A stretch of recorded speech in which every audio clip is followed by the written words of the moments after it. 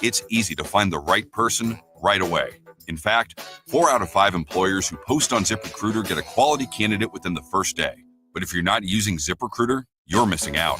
So see what it's like when the impossible is easy. When you go to ZipRecruiter.com/free right now to try ZipRecruiter for free. Once again, that's ZipRecruiter.com/free. ZipRecruiter.com/free. Never miss out on great candidates with ZipRecruiter. The KFH Studios, powered by Devon James Injury Lawyers. Call 888-8888. That's 888-8888. From the Accident Recovery Team Traffic Center, don't worry about me, I called ART. Traffic. We have a traffic accident. You'll want to expect a slowdown if you're going eastbound on Kellogg.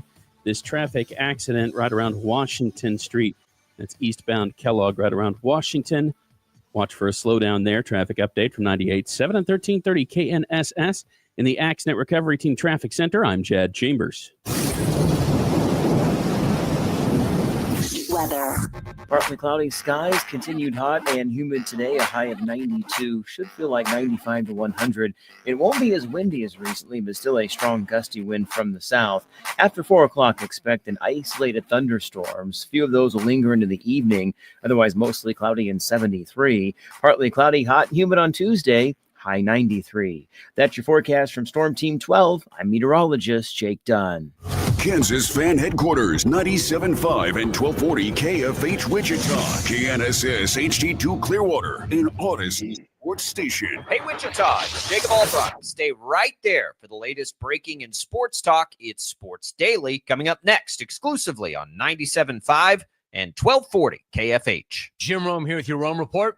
Hate to be redundant, but I have to reset something that I posted on X last night. Quote, every time the world leaves the Pacers for dead, the Pacers rise up and they stab the world in the heart. And they did it again last night, forcing a Game 7 Sunday in OKC. The fact that they did it should not surprise anybody at all at this point. What is surprising is that no one told OKC that it was an elimination game. No one told OKC that if they won, they could leave with the Larry O'Brien trophy. Because based on how they played, you can't tell me they knew.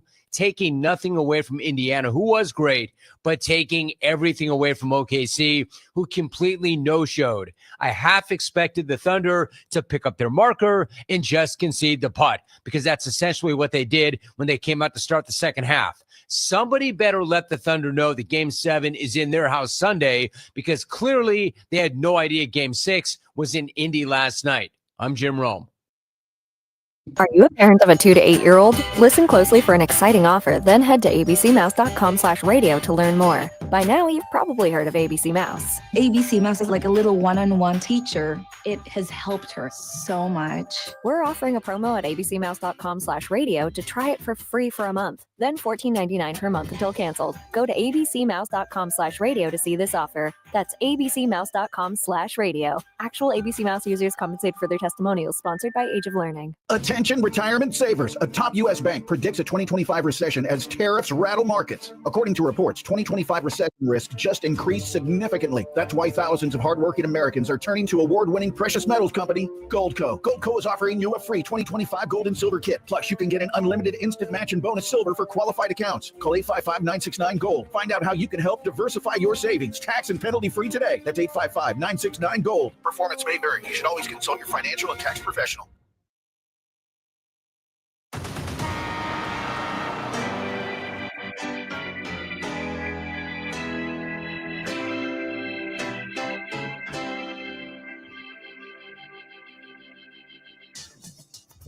Now, from Wichita's most listened to sports radio, 97.5 and 1240 KFH. This is Sports Daily with Jacob Albrock and Tommy Kester. Hey, welcome in, everybody. Happy Monday to you. Did you stay up late with the Thunder last night? I know a lot of people did, as they are your NBA champions. Jacob Albrock, Tommy Kester here. We are nursing sunburns, trying to rehydrate after a long weekend at the Wichita Open, which was a blast. Max Powers here as well with us as we get your work week started back up here. Summer is officially here, and we're ready to rock and roll with Sports Daily, marching down the the off season toward the start of the NFL regular season. We got a lot coming up today. We've crowned our NBA champion. We've crowned our Wichita Open champion, of course. The Royals almost had a great road trip. Still had a pretty good road trip. It was just right there. Jaylon Thompson, our Royals Insider, is going to join us today. We've got giveaways for you. We'll give away more golf, all kinds of good stuff on tap. Brought to you by the Wichita Brewing Company, locations east, west, and historic Delano, featuring a rooftop deck. Wichita Brewing Company, it's pizza and beer made here. Tommy, I'm pooped. How are you this morning? You know what? I feel pretty good. I learned my lesson a long time ago that the first couple days of the Wichita Open will totally take it out of you. And so I've learned to just not plan anything for the remainder of the weekend. I went out on Saturday for a little bit to the tournament, and then the rest of the weekend was just kind of trying to recharge the batteries. I feel pretty good today. You look a little tired, but that's okay. I'm tired, and the last couple of nights I've went to bed early. It's just I didn't have the luxury of taking. We were doing HTO out at the Wichita Open, which thanks for everybody for stopping by. I think we handed out about 1,300 cups of tea over the last 4 days. But That's we were impressive. out there.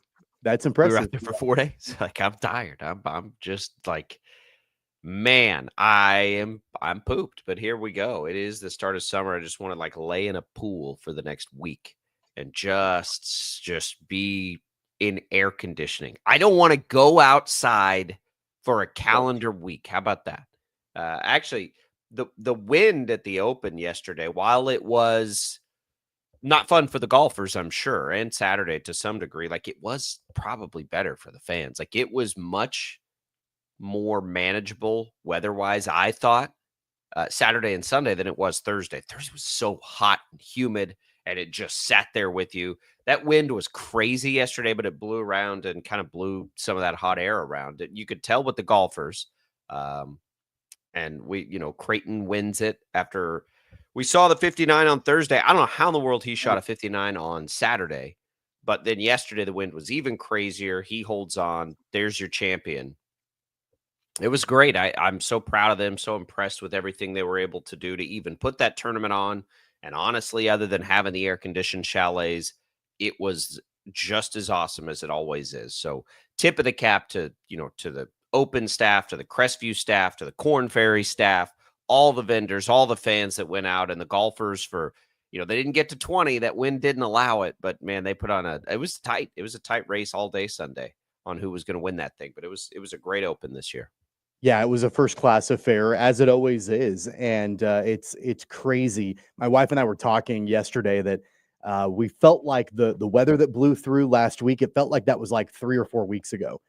It feels like forever ago, and we're a week removed from it. And the fact that the Wichita Open staff and Dusty Buell and Troy Jordan and the entire staff there for the Wichita Open, as you mentioned, the Corn Ferry Tour staff and all the groundskeepers at Crestview and everybody that got this all together and made it possible, had a huge, amazing turnout, record-breaking scores. I mean, all of the above. It was a fantastic weekend for golf in Wichita, and it shows why the Wichita Open endures and is one of the longest-running tour stops on the Corn Ferry Tour. Pretty incredible.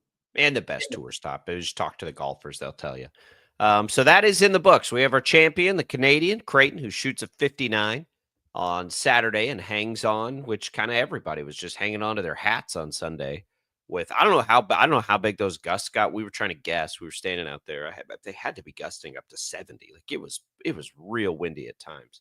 But we're there. And then you come home last night and you watch the Thunder.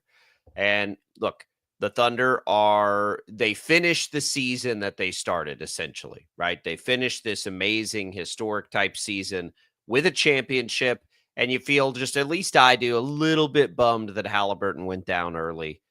Because I think the Pacers would have been, and look, the Thunder never were able to just really blow them out of the water. They actually had the bigger third quarter, which was unique to this series a little bit. But other than that, it was tight all the way through. And I think a credit to the Pacers a ton, but the Thunder get it done. And look, great teams take advantage. And guess what? Indiana's best player went down, and Oklahoma City took advantage, and nobody cares, right? Like they won the championship. They did what they were supposed to do, and they finish off a great series and a great season. And it was a great series. It was a great NBA Finals. It's really hard to not think, what if had Sure. Tyrese Halliburton not gone down early, and he's the heart and soul of that Pacers team. And you know, when the game gets to 12-10 around there in the fourth quarter, if Halliburton's on the court, you're like, man, like I think we really like where the Pacers could potentially be with that clutch ability. They just didn't have the firepower. They didn't have their guy that can get them back into games. Now, TJ McConnell, by the way, for the Pacers, did absolutely everything he could to keep the Pacers in that game. I mean, that guy was a machine last night for Indiana. And it unfortunately just wasn't quite enough. You know, I think that you just kind of saw when Halliburton went down, just how, in the end, how overmatched Indiana became. Now, the Pacers hung with the Thunder for quite a while. I mean, they had a lead at halftime. It was that third quarter for the Thunder. The way that they intensified defensively, the way that they were able to turn the Pacers over in the third quarter, and not just turn them over, but score points off of the turnovers, that was the turning point in the game right there for the Oklahoma City Thunder. And it showed why, you know, we've always thought, or at least I've always thought, that they are the most talented team in the NBA. They flexed a little bit in that third quarter, and that's what they had to do if they wanted to clinch. You really felt like, even with Halliburton going down with that injury early on, that the Pacers were going to try to rally around it and just have that like galvanizing moment that brought the team together, even without their star player on the court. Yeah, and the devastating part for the Pacers is that Halliburton's probably missing next year too. That's I mean, think about the East now, with Tatum likely out most, if not all, of the year for the Celtics, and Halliburton out most of, if not all, the year for the Pacers. That sucks. And what's even going to happen in the East next year? And that sort of lends itself to, whoa, you know, the Thunder could get on a run. And I'm already seeing that today. Start of a dynasty. And I'm like, guys, we haven't had a repeat champion in like forever. Let's hang tight on that. We'll get to that. I do like that storyline today, because it is the overwhelming headline. Start of a dynasty after just one championship. We'll get into that as we make our way through. When we come back, though, let's get into the Royals a little bit here, as they can't finish it off yesterday, but it was a pretty successful, I think, road trip. 2 games under 500 to start this week here, but a pretty successful road trip, all things considered, the way the week before went and who they were playing and all those things. So we'll get into that. We will get more into these NBA Finals. We will give things away. We've got Jaylon Thompson coming next hour as well, but we'll get you started on some Royals talk, and then we'll get to him later. More on the NBA Finals, your calls, comments, all of it available, as it always is, all over our video streams, and you can call in at 869-1240. We're ready for you. We're coming right back with more Sports Daily. Don't go away.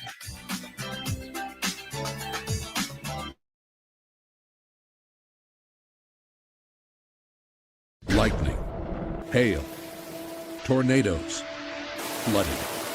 It's the worst of severe weather, and it's coming. Spring brings warmer temperatures, but also dangerous weather conditions. Stay up to date day or night with the Storm Team 12 weather app. You'll get accurate forecasts, so you can plan ahead and stay safe, no matter the weather. Download the Storm Team 12 weather app, brought to you by Stutzman's Greenhouse. The future of television has arrived. Next Gen TV is here with stunning video, movie theater quality sound, enhanced voice clarity, and interactive features, all upgradable for the future. Learn more at watchnextgentv.com. Sometimes people tell us, I don't get it, it's just tea. But let me tell you, we are so much more than just tea.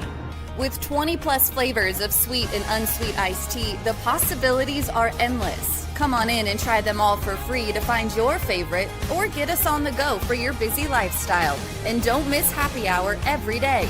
So the next time someone tells you it's just tea, tell them to come by and find out why we say, drink tea, be happy. They're not just the canvas of our imagination. They tell a story, Clouds affect the events of your day. Sometimes they growl, sometimes they inspire, but they're always the messengers of nature's mood written in the sky. Storm Team 12 understands the language of clouds. We're dedicated to decoding their message so you know what to expect. Behind every cloud, there is a story waiting to be told. Trust Ross Jansen and Storm Team 12, alerting you first to the impact on your life. Jim Rome here, lighting up your afternoons on The Jim Rome Show. Catch me starting at 2 on Wichita's #1 sports radio, Kansas Fan Headquarters, 97.5 and 1240 KFH.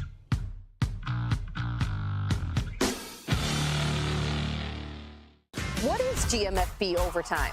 It's Peter, Jamie, Kyle, and Akbar breaking down the NFL 5 days a week. It's okay to be excited. It's this, that, and a whole lot of fantasy. It's football for everyone. Weekdays at 10 a.m. on KSCW. Odyssey is one of the most influential audio and entertainment brands in the nation. You already know Odyssey's iconic local radio brands in Wichita. But did you know Odyssey has the country's best collection of music, news, and sports brands? Odyssey is also a premium podcast creator, major event producer, and digital innovator. Odyssey brings people together across the country and right here in Wichita. Odyssey also delivers meaningful radio and digital audio results. Find out our story and impact at odysseyinc.com/Wichita. Make yourself known now. 310-1 in traffic pursuit. Oh my God, here. Investigate TV Plus begins with real people. We investigate stories that impact you And inspire change every day. Something is broken. Real problems. Why are they hiding it? And real solutions. My daughter was dying in front of me. What was your reaction when he said that? Investigate TV Plus, weekdays at 3:30 p.m. on KWCH. Sometimes people tell us, I don't get it, it's just tea. But let me tell you, we are so much more than just tea. With 20 plus flavors of sweet and unsweet iced tea, the possibilities are endless. Come on in and try them all for free to find your favorite or get us on the go for your busy lifestyle. And don't miss happy hour every day. So the next time someone tells you it's just tea, tell them to come by and find out why we say drink tea, be happy. Mornings are busy. We're here to make your mornings better. We report the stories that affect you. 3 more hospital lies from contaminated apple juice just a day after the FDA issued a recall. We're here to make your mornings better. Closing east and westbound lanes of K96 for repairs. With 12 News, you're prepared for your whole day. Scattered thunderstorms across the state into the afternoon. Stay a step ahead with 12 News this morning on KWCH and KSCW.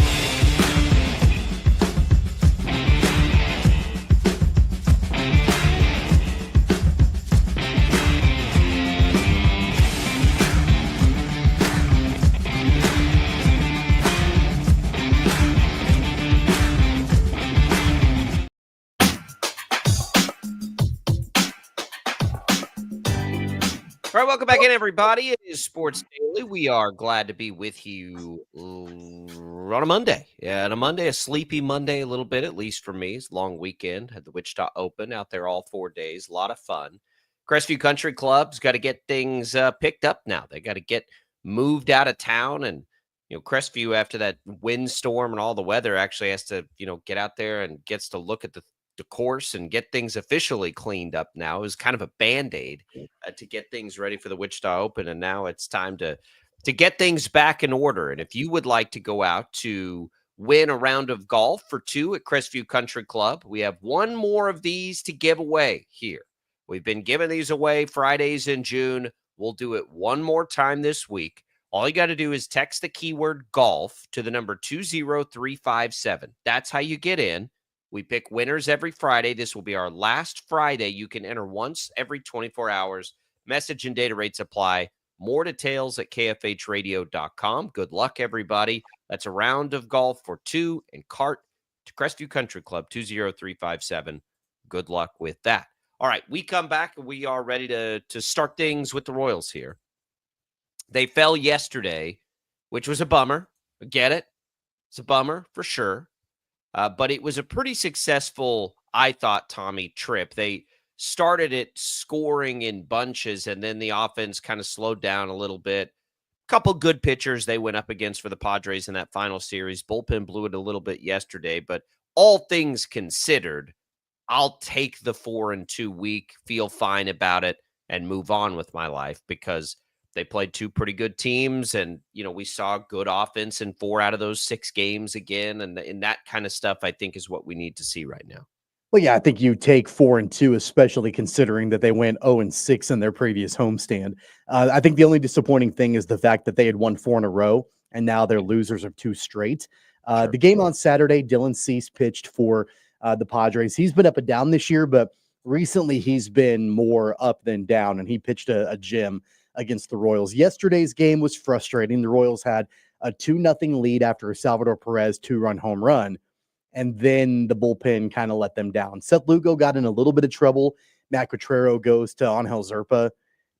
And I think they need to stop going to Zerpa. I don't know why they keep going to Zerpa. He couldn't get the job done. And then honestly, Lucas Ursig wasn't a whole lot better. He was slightly better, but I mean, it was a rough situation for him to enter into, but that's why you have him there to get out of jams, and he wasn't able to do that. And then at the end of the day, you've got a tie ball game, bottom of the 9th for the Padres, and you throw John Schreiber, and Schreiber can't get the job done, and the Padres walk it off. That's disappointing when you've got a 2-0 lead entering the back half of the game, the last couple of innings, and your bullpen can't get the job done for you. So it does put the road trip, it does end it on a little bit of a sour note, but you've got to shake it off, and you go back home, and you've got 2 pretty tough series on the way. Yeah, you play them at home. It has not felt to me like this overwhelming home field advantage this year that some teams get. The Royals have. It hasn't been that. They've not been good.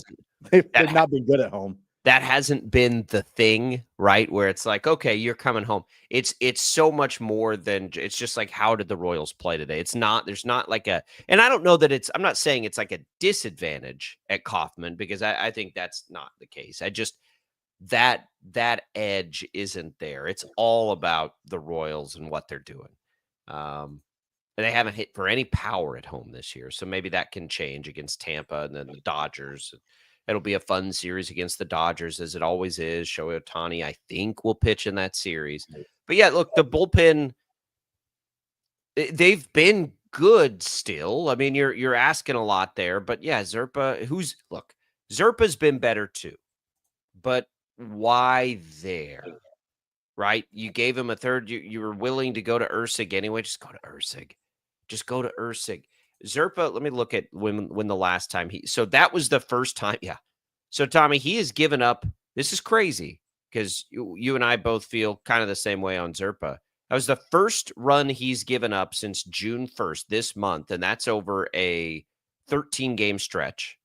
It's only the second time he's given up any runs at all, since May 10th, which was another 3, 6, 7. So about 20 games, he's given up 1 run 2 times. He has been good, but there's still, I'm with you. I'm like, oh man, it's Zerpa. Buckle up, get ready for this. Well, and how many of those appearances in the last 20 games have been in high leverage situations? I know that for a while, good question, they were going to him in like the 5th inning when the Royals were down. You know what I mean?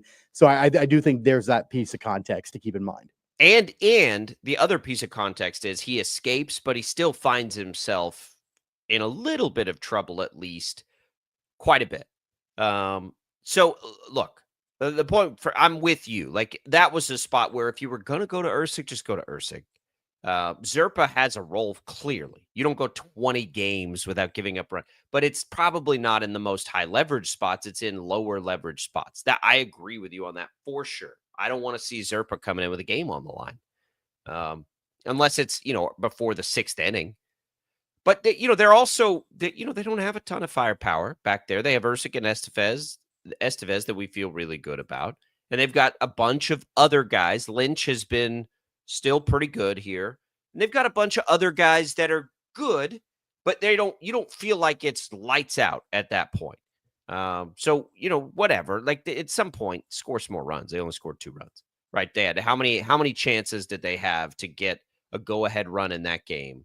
And they didn't do it, or to build the lead. All their offense came in the 6th inning. That wasn't the offense we saw earlier. Well, and even late in the game, they got a runner on, and then immediately the Padres turned a double play. And Bobby Witt Jr., Michael Garcia, yeah. Yeah, so I mean, like there were opportunities, and that's kind of different verse, same song for the Royals, just having a hard time converting when you've got runners on, especially late in the game. Now, grand scheme of things, 4 out of the 6 games this week, what they score 5 runs or more. A couple times they run like again, the offense it's coming. It's you're seeing it as you're seeing these guys heat up. So that's why for me it's like, okay, that's a good road trip. Two tough series on the road against playoff caliber teams, and you go 4-2, and in a lot of those games you're scoring a decent amount of runs. You're never giving up a ton of runs. That was a pretty quality road trip. But you got to follow it up now. And they're going to have to do this all year. And this is what we talked a lot about out at the Wichita Open, as we had all the different segments we had time to do this with. Like, it's great that you did that, but the point for them is, and the reality is, they can't ever not do it. They can't ever let up, or you end up with an 0-6 homestand, because they don't have the schedule relief anywhere left. Like, it's all like this the rest of the way, basically. You sprinkle in like, oh, good, there's a Pittsburgh series, there's a Miami series, but they're never strung together. They're always one-offs, it feels like. It's going to be tough.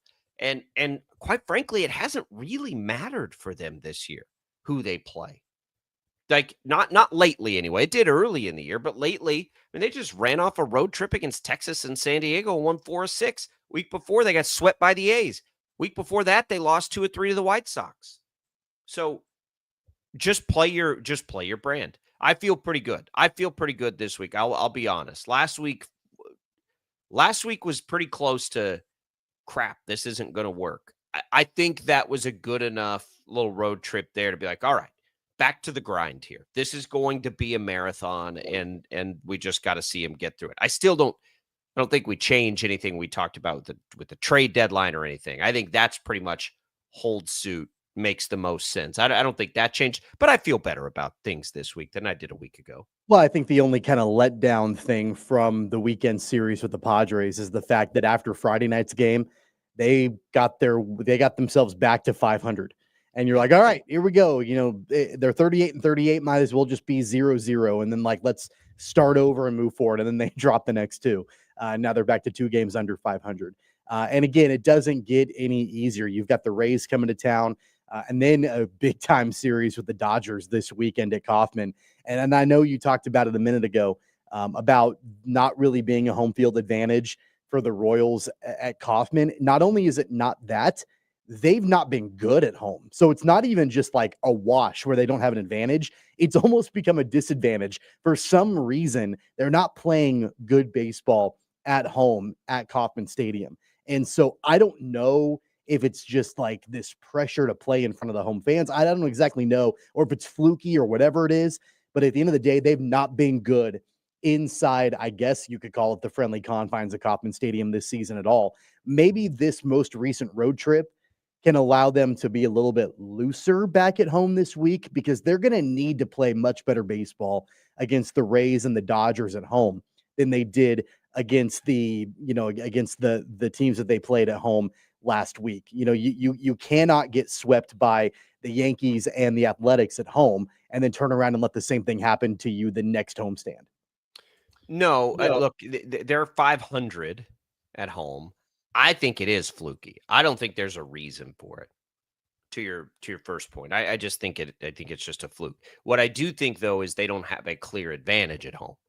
Like, I think it's fluke, but there are years, where you play at home and you're just hard to beat at home. I don't think that's the case. They're 19-19 at home, which is crazy, but they are. So They get to play, though. This is a big opportunity week for them. They get to play Tampa right now, the team that they trail by, I believe they trail them by 5 games in the wild card. They trail the wild card by 2 games, but they trail Tampa, who's the top team in the wild card, by 5 games. You have, just like they did against Texas, you have an opportunity to do major damage to a team that's going to be, if the Royals are in it to the end of this thing, Tampa will be too. And so, like, right now, these are critical games. They're just as big as if they were playing the Tigers, maybe even bigger, because this is one of those teams that's going to, you'd think, be there all the way through to the end of this. And so this is a pretty high energy series. Back home, you're trying to shake that bug a little bit. Like, why can't we win these home games? Why aren't we holding serve at home? So you've got that. And then the Dodgers becomes more of a novelty series to me. I don't know if it does to you, but like the Dodgers they're good. They're the Dodgers. They've got all this payroll. We'll see Shohei Ohtani. You'll probably get to see him on the mound. Like that all comes a little bit, like, yay, here, this will be so fun. Tampa's like down to business here. Like you got to get this stuff done against Tampa. I don't think it's going to be so much fun against the Dodgers if they get swept. Well, no, but I'm not I'm not. That will be a fun series regardless. Like Tampa's all business. Like I don't disagree with you. Circumstance. I don't disagree with you about Tampa. I get the same sort of feeling for the Dodgers series as I did with the Yankees series. Although the difference is the Yankees was middle of the week, and this is a weekend series, so it is a little bit different there between the two. But, I'm sure a lot of people thought it was really cool that you've got the Yankees and Aaron Judge coming to town, and then the Yankees and Aaron Judge swept them. Nobody thinks the Yankees are cool.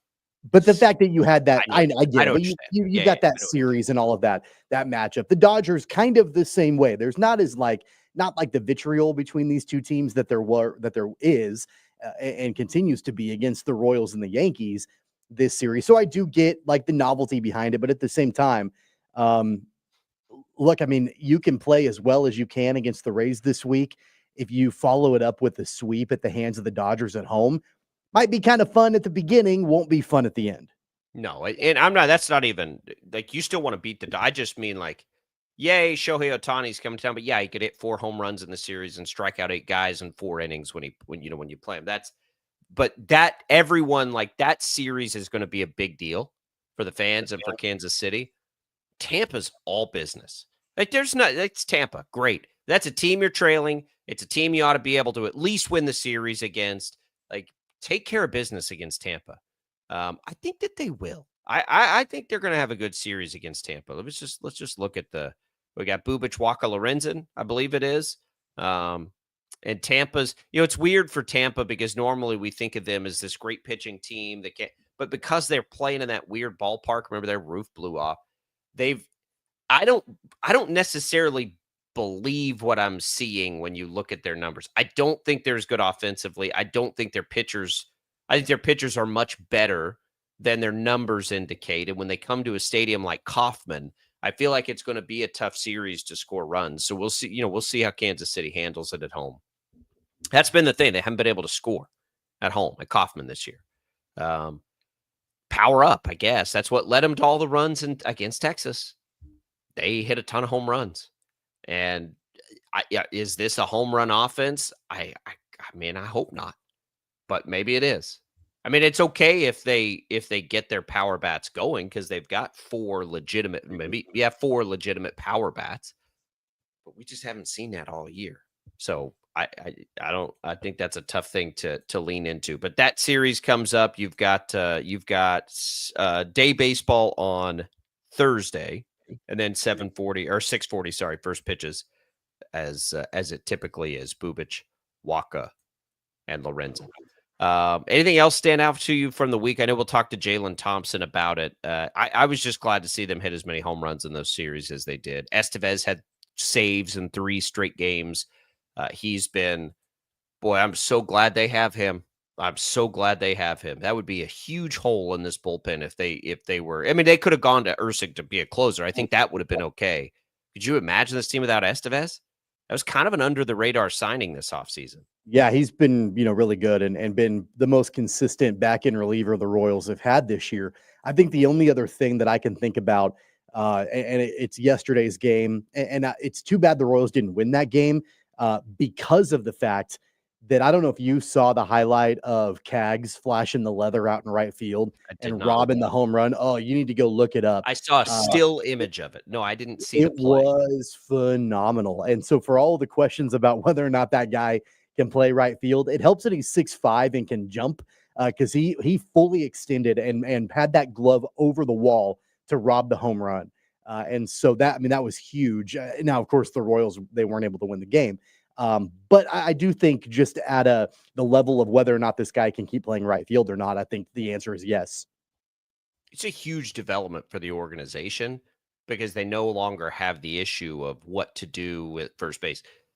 Hopefully keep Vinny Pasquantino, right? Now your future is much brighter with that flexibility for Kaggs. So yeah, I've seen a couple of the plays. I saw that still image. It was Jackson Merrill, right? That he robbed. Correct. Yeah, it looked good there. But yeah, I do need to go back and watch that. He also had his 2 home run game, remember, in the week. It's coming along. It's coming along. But yeah, if he can become a plus defender, which again, like, why was that so difficult? And now we know what the Royals' plan was. So it all makes more sense. Like their plan all along was to let him learn, the outfield at AAA, and then he just didn't have much time there. But man, remember at the beginning of the season, we're like, why won't they put him in the outfield? He's huge. He's athletic. He can do it. He'll be fine. Let him do it. You converted MJ Melendez from a catcher and just stuck him out there, right? Like you can. It makes more sense now. I'm glad to see him do it because that leaves a spot for him, right? And now you don't have to worry about that. We'll see if he can get his first home. He still didn't have a home run at home yet. Correct. Kaufman. And that shouldn't be an issue for him. There's not going to be, the fences aren't too far for that dude and his bat. All right. We'll go back to the NBA Finals when we come back. We've done our golf. We'll give away a little HTO for you as well. Jaylon Thompson will join us in the next hour to continue the Royals conversation. We'll go rapid fire with him and get everything set up. But when we return, the NBA Finals in the books. The Thunder are the champions. Everyone wants to talk dynasty. I'm here to tell you that it's way too early to talk dynasty. But that's the conversation today. So we'll go there on Sports Daily. Don't go away.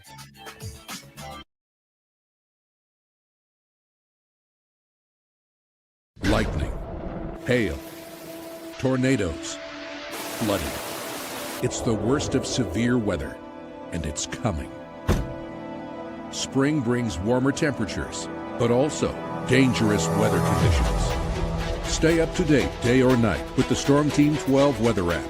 You'll get accurate forecasts, so you can plan ahead and stay safe, no matter the weather. Download the Storm Team 12 weather app, brought to you by Stutzman's Greenhouse. The future of television has arrived. Next Gen TV is here with stunning video, movie theater quality sound, enhanced voice clarity, and interactive features, all upgradable for the future. Learn more at watchnextgentv.com. Sometimes people tell us, I don't get it, it's just tea. But let me tell you, we are so much more than just tea. With 20 plus flavors of sweet and unsweet iced tea, the possibilities are endless. Come on in and try them all for free to find your favorite or get us on the go for your busy lifestyle. And don't miss happy hour every day. So the next time someone tells you it's just tea, tell them to come by and find out why we say, drink tea, be happy. They're not just the canvas of our imagination. They tell a story. Clouds affect the events of your day. Sometimes they growl, sometimes they inspire, but they're always the messengers of nature's mood, written in the sky. Storm Team 12 understands the language of clouds. We're dedicated to decoding their message, so you know what to expect. Behind every cloud, there is a story waiting to be told. Trust Ross Jansen and Storm Team 12, alerting you first to the impact on your life. Jim Rome here, lighting up your afternoons on The Jim Rome Show. Catch me starting at 2 on Wichita's #1 sports radio, Kansas Fan Headquarters, 97.5 and 1240 KFH.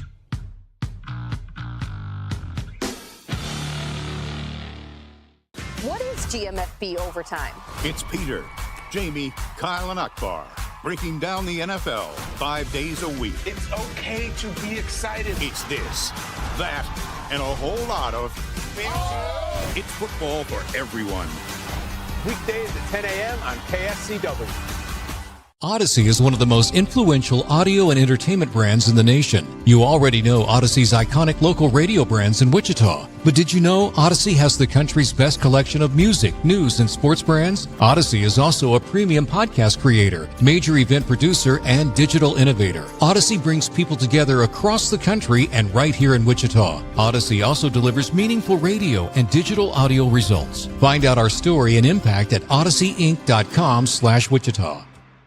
Make yourself known now. 83101 in traffic pursuit. Oh my God, here. Investigate TV Plus begins with real people. We investigate stories that impact you. And inspire change every day. Something is broken. Real problems Why are they hiding it? and real solutions. My daughter was dying in front of me. What was your reaction when he said that? Investigate TV Plus, weekdays at 3:30 p.m. on KWCH. Sometimes people tell us, I don't get it, it's just tea. But let me tell you, we are so much more than just tea. With 20 plus flavors of sweet and unsweet iced tea, the possibilities are endless. Come on in and try them all for free to find your favorite or get us on the go for your busy lifestyle. And don't miss happy hour every day. So the next time someone tells you it's just tea, tell them to come by and find out why we say drink tea, be happy. Mornings are busy. We're here to make your mornings better. We report the stories that affect you. 3 more hospitalized from contaminated apple juice just a day after the FDA issued a recall.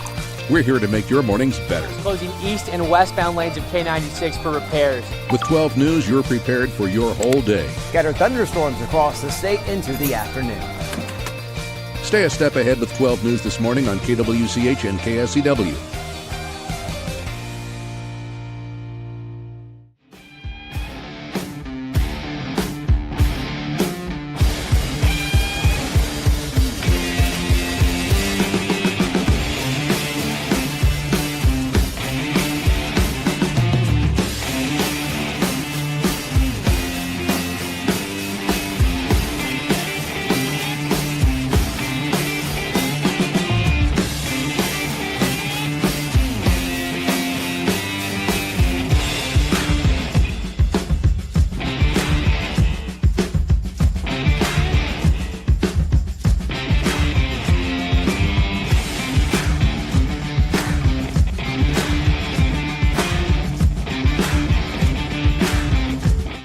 On KFH.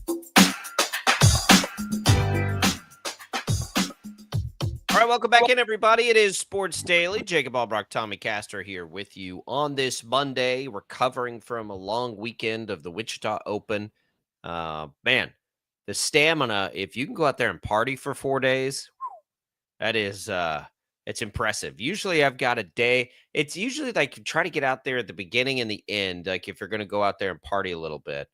Being out there all 4 days around the party, that's I can't imagine this, like these golfers. Like it is just like it's draining just to be out there, just to stand out there as much as we did over the weekend, let alone go play a round of golf is pretty impressive. But congratulations to everybody involved with getting a successful tournament in the books this year in some of the craziest circumstances early in the week you could ever imagine.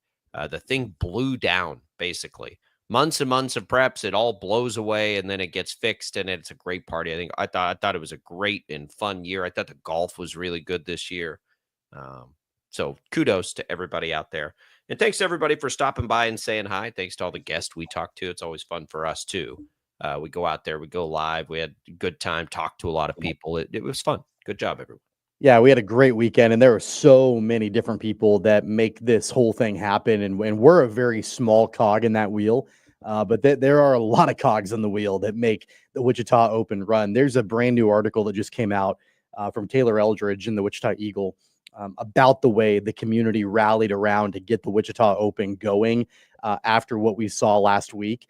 And so I would recommend to go and read that, because it definitely talks about how there are so many different people that all did their part to make sure that this tournament went off basically without a hitch. And so it's pretty impressive. Yeah, I'm just happy for everyone. Those kind of events when the city really just like beats its chest about how great a place this is to live. It always makes me proud. Nice job, everyone. All right, Tommy, the Thunder. They're champions. A lot of people around here proud of that. There's a lot of Thunder fans in this neck of the woods. And all the talk today, Shai Gilgeous-Alexander is your MVP and all those things. But the number one thing I've seen, and I've seen it about 4 different places this morning, they're perfectly set up. Here comes the dynasty. The dynasty is here. Everything's set. And I'm like, man, like, are we really so starved for that in the NBA? We've had no repeat champions in a long time. Why does everybody want a dynasty so badly? I hated the NBA when we just knew the Warriors were going to win every year. Like, that wasn't fun to me. The NBA, although I follow it less, that has nothing to do with the product. It has to do with the attention being drawn so many other places. I love that we don't know who's going to win these things.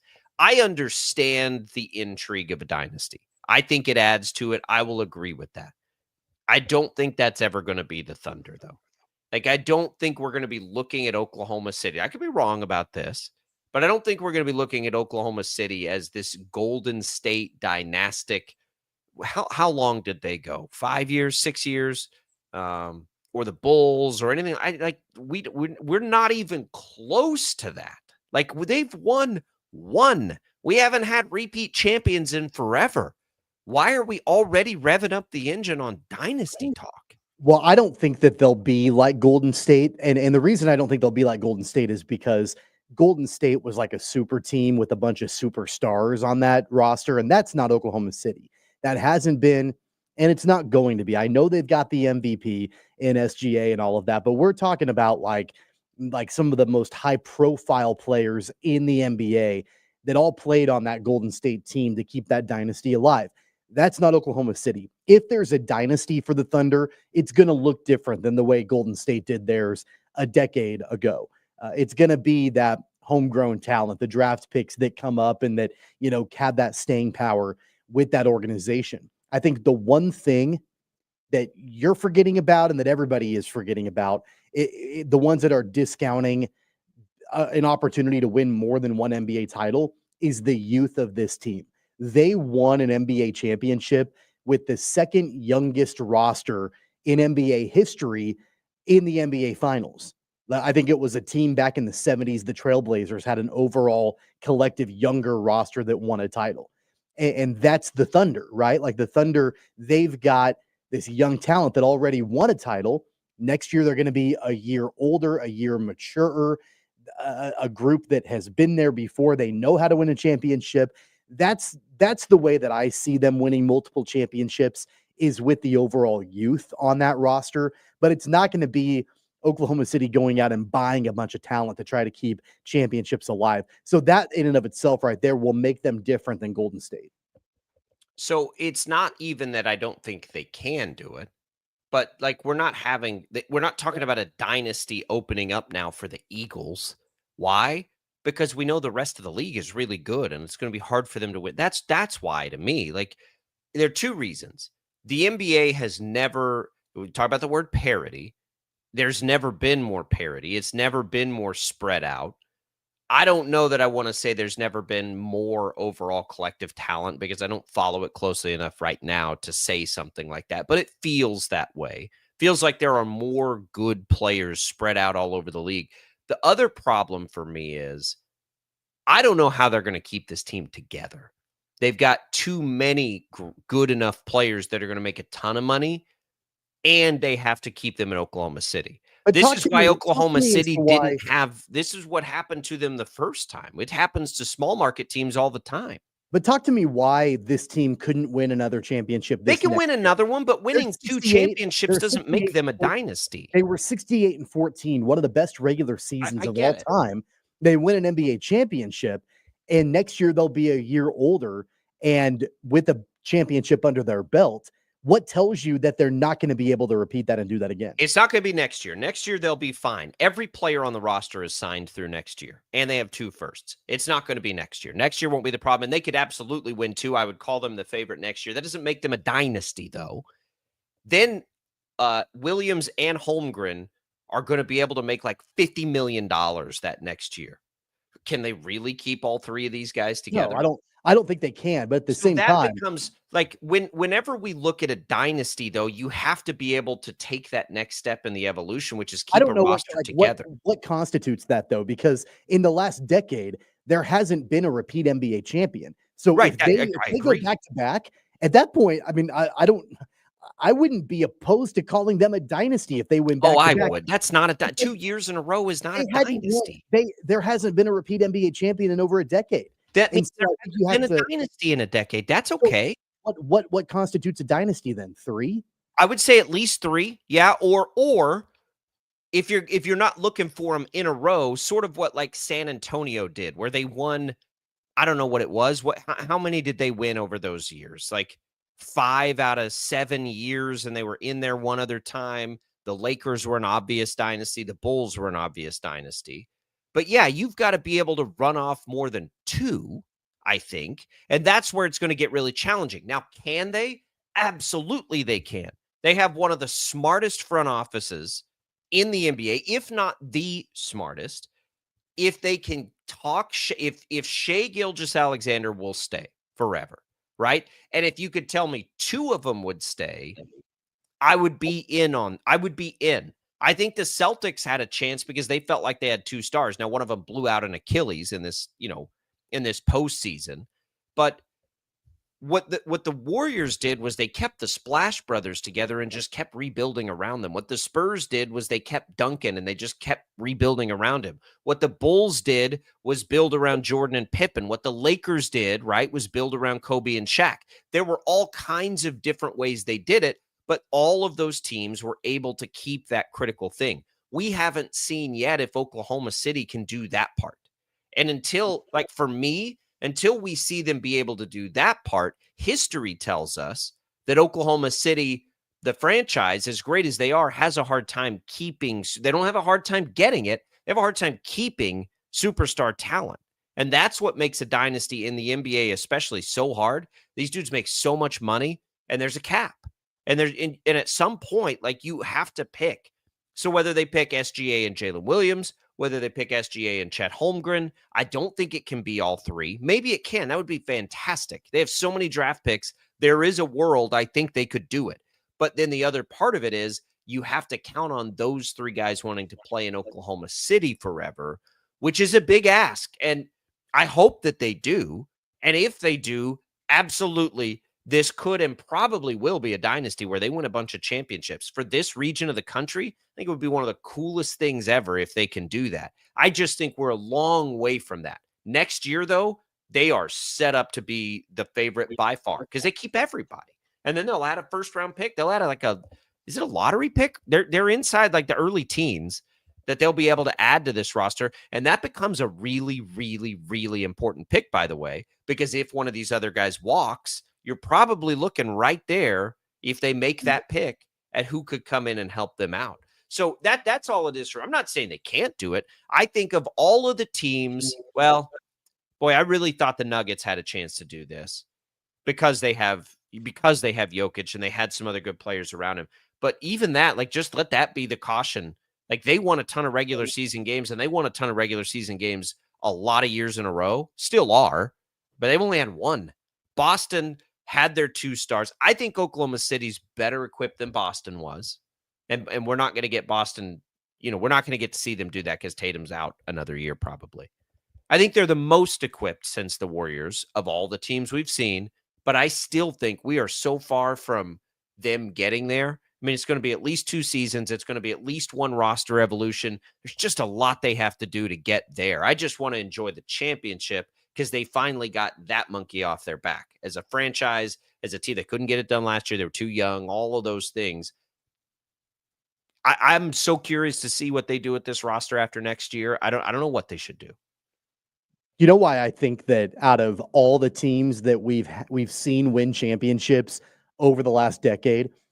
Why I think the Thunder are the most equipped to be this quote unquote dynasty is because of the architect around all of it. Sam Presti deserves all the credit in the world. He's been with that organization for almost 20 years. Yep. And the guy's 48 years old. Like he's been the general manager since he was like 29.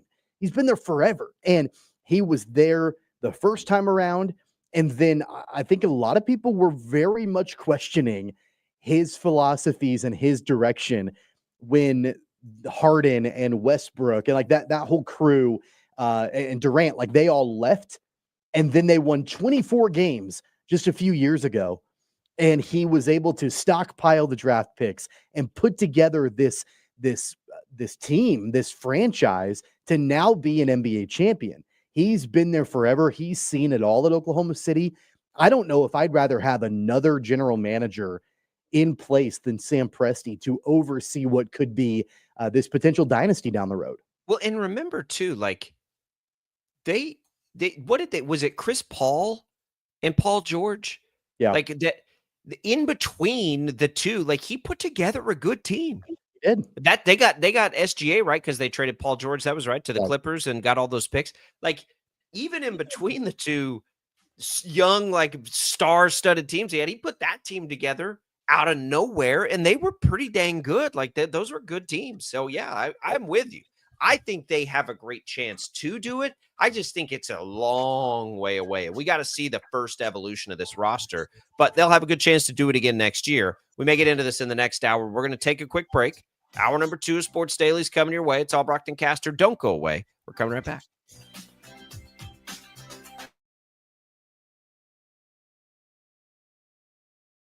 Lightning, hail, tornadoes, flooding. It's the worst of severe weather, and it's coming. Spring brings warmer temperatures, but also dangerous weather conditions. Stay up to date day or night with the Storm Team 12 weather app. You'll get accurate forecasts, so you can plan ahead and stay safe, no matter the weather. Download the Storm Team 12 weather app, brought to you by Stutzman's Greenhouse. The future of television has arrived. Next Gen TV is here with stunning video, movie theater quality sound, enhanced voice clarity, and interactive features, all upgradable for the future. Learn more at watchnextgentv.com. Sometimes people tell us, I don't get it, it's just tea. But let me tell you, we are so much more than just tea. With 20 plus flavors of sweet and unsweet iced tea, the possibilities are endless. Come on in and try them all for free to find your favorite, or get us on the go for your busy lifestyle. And don't miss happy hour every day. So the next time someone tells you it's just tea, tell them to come by and find out why we say, drink tea, be happy. They're not just the canvas of our imagination. They tell a story. Clouds affect the events of your day. Sometimes they growl, sometimes they inspire, but they're always the messengers of nature's mood written in the sky. Storm Team 12 understands the language of clouds. We're dedicated to decoding their message so you know what to expect. Behind every cloud, there is a story waiting to be told. Trust Ross Jansen and Storm Team 12, alerting you first to the impact on your life. Jim Rome here, lighting up your afternoons on The Jim Rome Show. Catch me starting at 2 on Wichita's #1 sports radio, Kansas Fan Headquarters, 97.5 and 1240 KFH.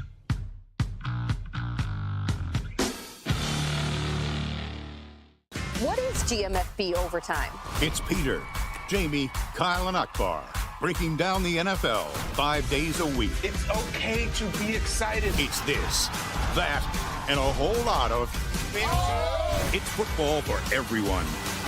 Weekdays at 10 a.m. on KSCW.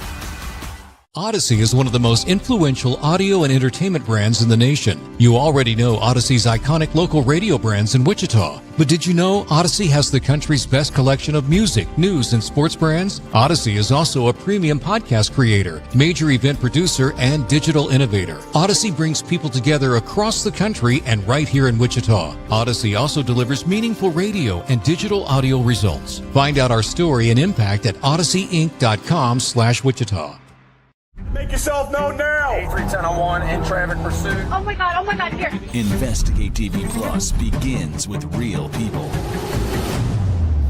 We investigate stories that impact you. And inspire change every day. Something is broken. Real problems. Why are they hiding it? And real solutions. My daughter was dying in front of me. What was your reaction when he said that? Investigate TV Plus, weekdays at 3:30 p.m. on KWCH. Sometimes people tell us, I don't get it, it's just tea. But let me tell you, we are so much more than just tea.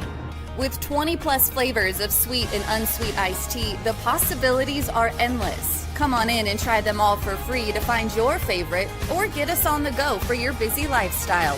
And don't miss happy hour every day. So the next time someone tells you it's just tea, tell them to come by and find out why we say drink tea, be happy. Mornings are busy. We're here to make your mornings better. We report the stories that affect you. 3 more hospital lies from contaminated apple juice just a day after the FDA issue a recall. We're here to make your mornings better. Closing east and westbound lanes of K96 for repairs. With 12 News, you're prepared for your whole day. Scattered thunderstorms across the state into the afternoon. Stay a step ahead with 12 News this morning on KWCH and KSCW.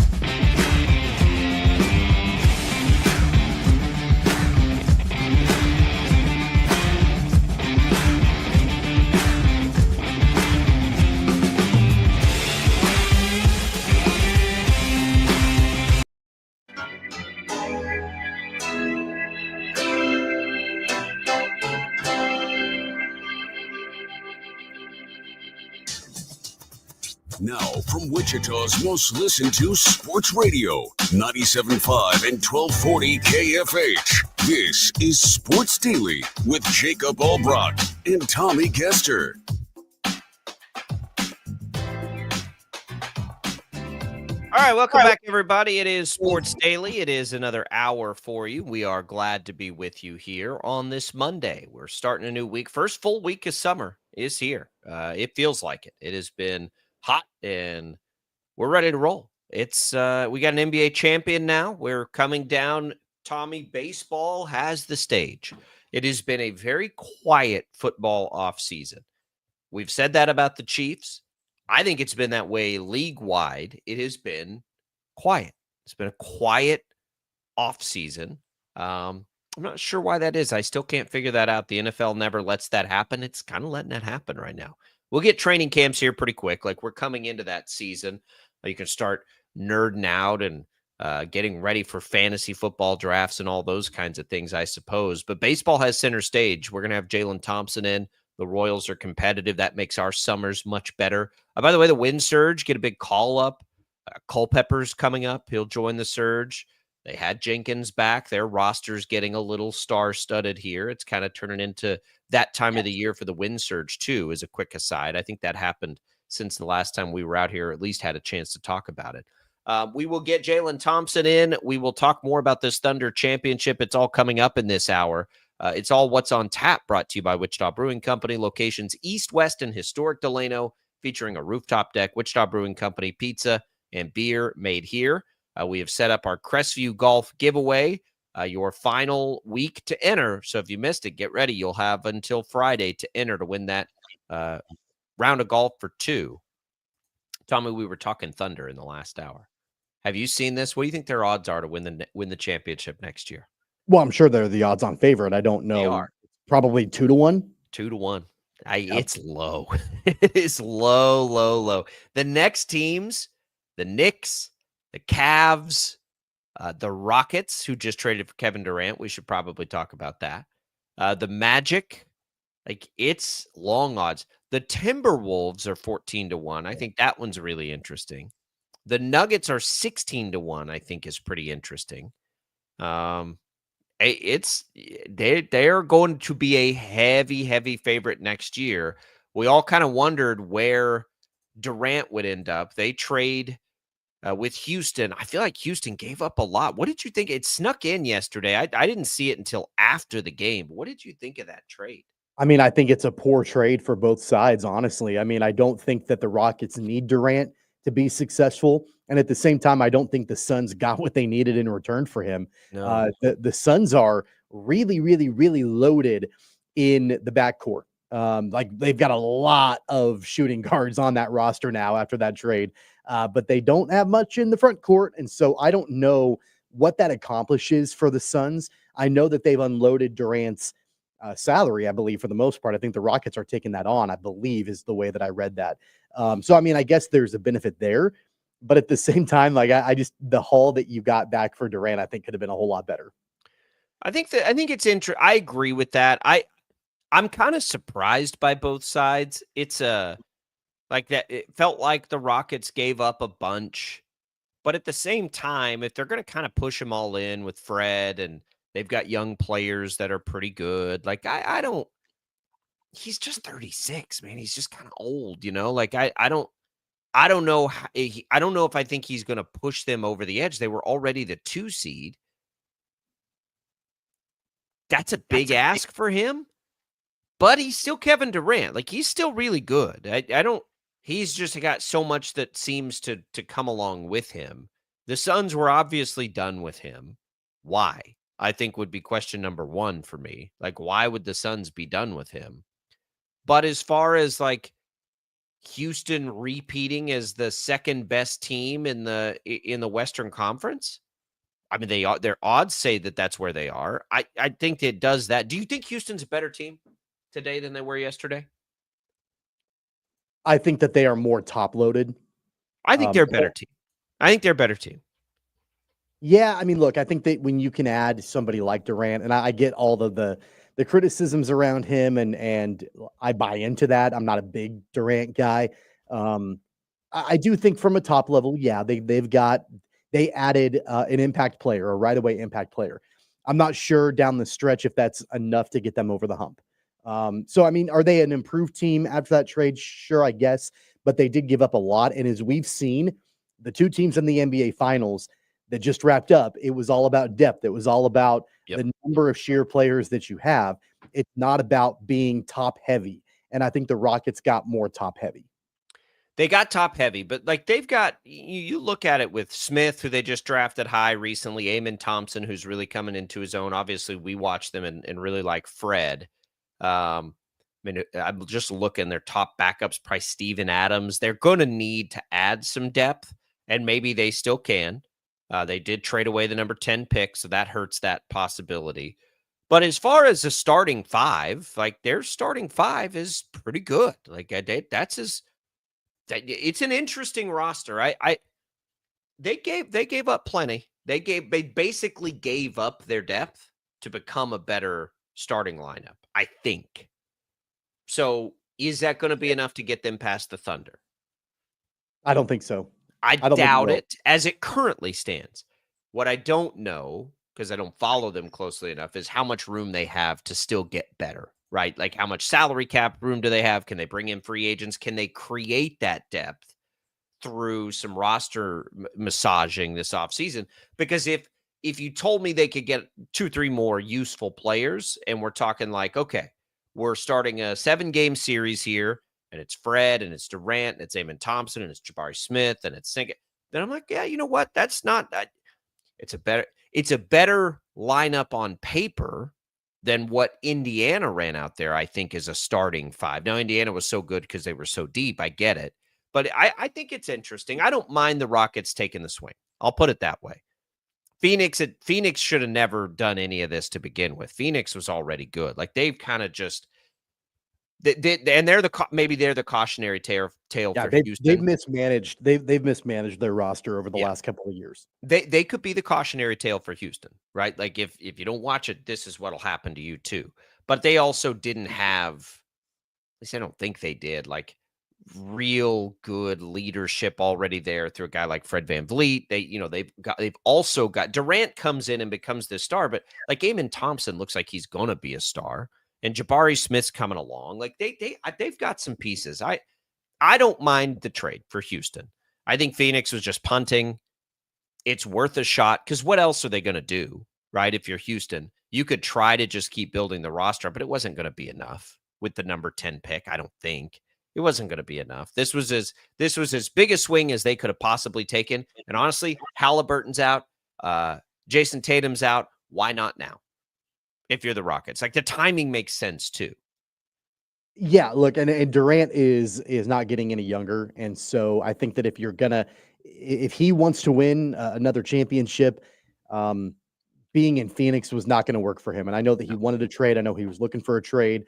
The Suns were looking to move him, all of that, and so it makes sense to make that move from the Suns' perspective. I just wish that the haul would have been better for the Suns because I don't feel like what they got in return is what they needed to get in return for Kevin Durant from a positional perspective. Like I said, they're loaded in the backcourt. They're not in the front court. And so that's going to be a challenge for them particularly, but they got themselves in this mess and they're trying to get themselves out of it. I don't see Kevin Durant getting the Rockets over the hump.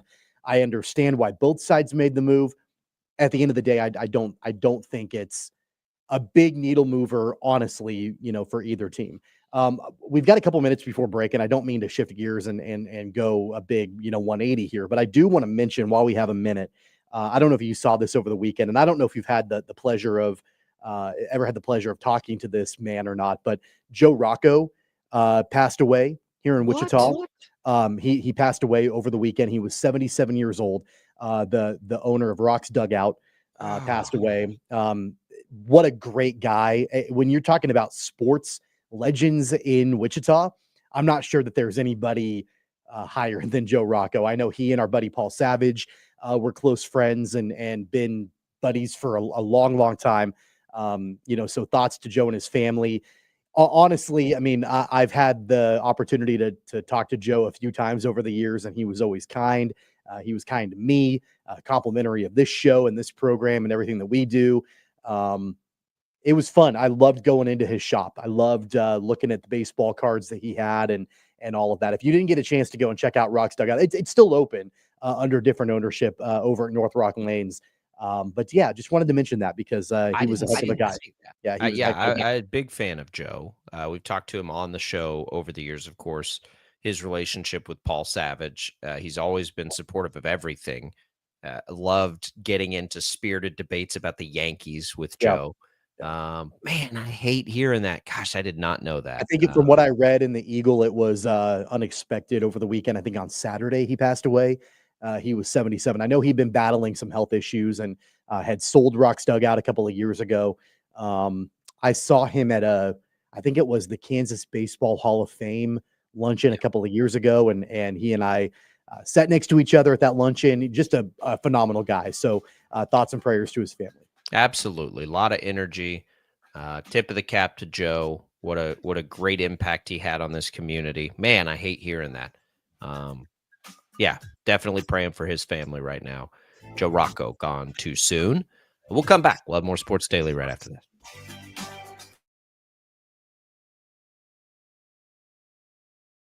Lightning, hail, tornadoes, flooding. It's the worst of severe weather, and it's coming.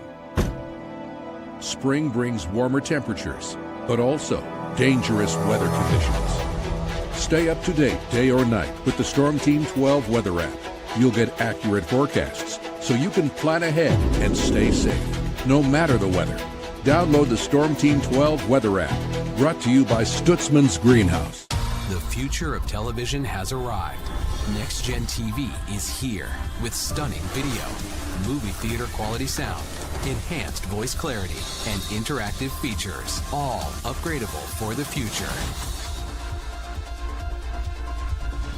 Learn more at watchnextgentv.com. Sometimes people tell us, I don't get it, it's just tea. But let me tell you, we are so much more than just tea. With 20 plus flavors of sweet and unsweet iced tea, the possibilities are endless. Come on in and try them all for free to find your favorite or get us on the go for your busy lifestyle. And don't miss happy hour every day. So the next time someone tells you it's just tea, tell them to come by and find out why we say drink tea, be happy. They're not just the canvas of our imagination. They tell a story. Clouds affect the events of your day. Sometimes they growl, sometimes they inspire, but they're always the messengers of nature's mood written in the sky. Storm Team 12 understands the language of clouds. We're dedicated to decoding their message so you know what to expect. Behind every cloud, there is a story waiting to be told. Trust Ross Jansen and Storm Team 12, alerting you first to the impact on your life. Jim Rome here, lighting up your afternoons on The Jim Rome Show. Catch me starting at 2 on Wichita's #1 sports radio, Kansas Fan Headquarters, 97.5 and 1240 KFH.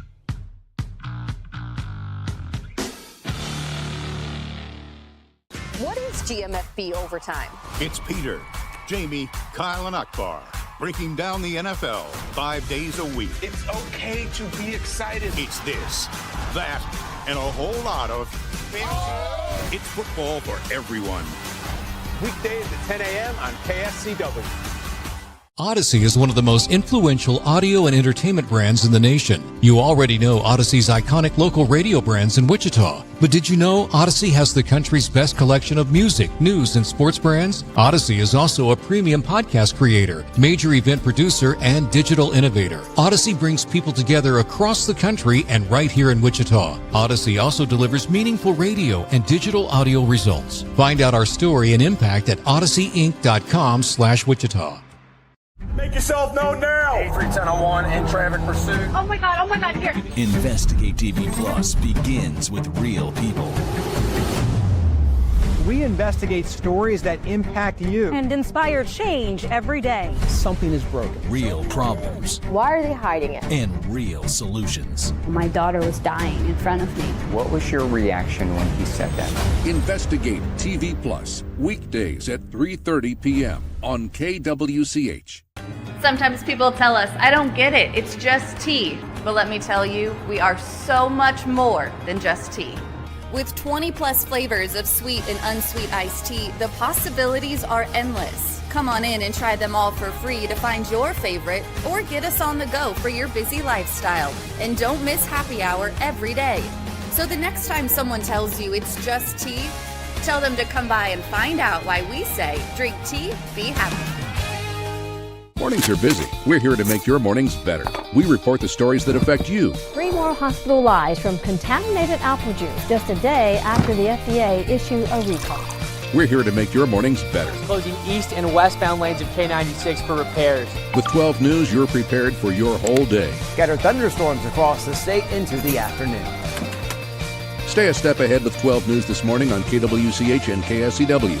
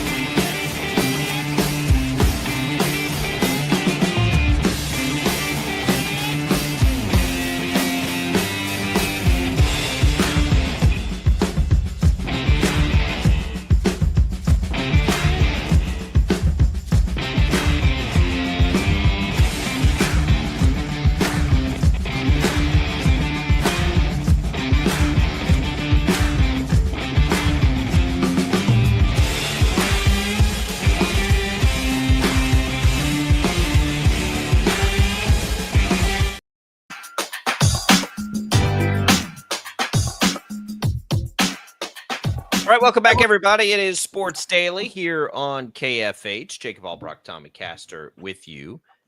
We are rocking and rolling. It is, when was the first day of summer? Was that Friday? I think. Friday. Yeah. Boy, I'm so happy it's summertime. I gotta be honest. Like it's just so nice this time of year. Be outside, get the pool. Notwithstanding, again, I could do without, spending significant amount of time outside for about a week. recovering from the Wichita Open. Wichita Open does kind of feel like the start of summer locally, right? Like it's that first like major undertaking of the heat. The heat is coming. It's, what we were sort of seasonably cool for most of the, late spring. And then just like the Open comes and boom, there it is. It's going to be hot right after a hurricane blows through. It's just going to be real hot. And it was. I'm in the stage of I had a little bit of a sunburn on my arms. I'm in that stage where now I'm peeling. My arms are peeling. Oh, yeah. And I'm not sure that there's anything that repulses my wife more than that. She'll just take a look at my arms and just, I think, like basically start to gag and be like, I need you to like, I like, rub my arms and it just like the flakes just fly in the air and flick it. She hates it. She's like, I need you to put lotion on your arms right now because it's bad. So I'm at that stage of my sunburn on my arms.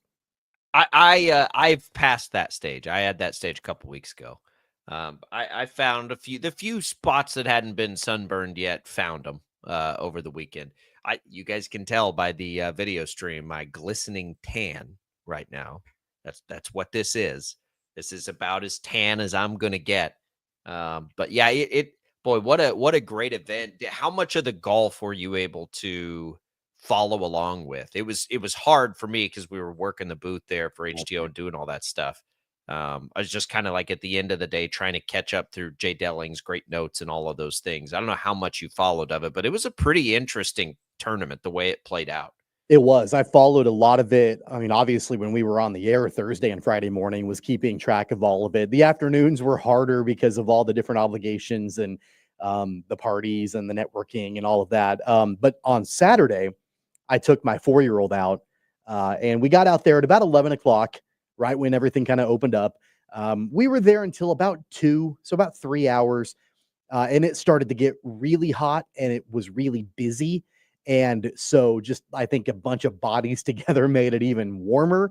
And so we lasted until about 2. And then he was done and I was done.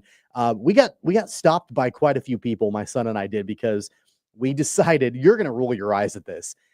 We decided that we were going to wear matching shirts. Oh, no, I like that. Okay. I about said outfits, like matching outfits. Yeah, don't do that. But I know shirts you don't great. like that, but we wore matching golf shirts. Our friends at 3570 Golf Co. They've got some kids shirts. And so I had one for my son and I had one for me.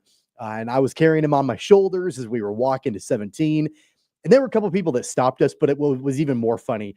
I could overhear people as we were passing them and I could hear them under their breath, like talking to the person next to them, like, hey, you see those matching shirts? And I'm like, you could just like say, hey, I like your shirt. But it was cool. That was fun to do that. You aren't the only dad-son combo I saw that with. I was jealous. My son, my kids came out and helped us like finish the booth and which was so much fun yesterday.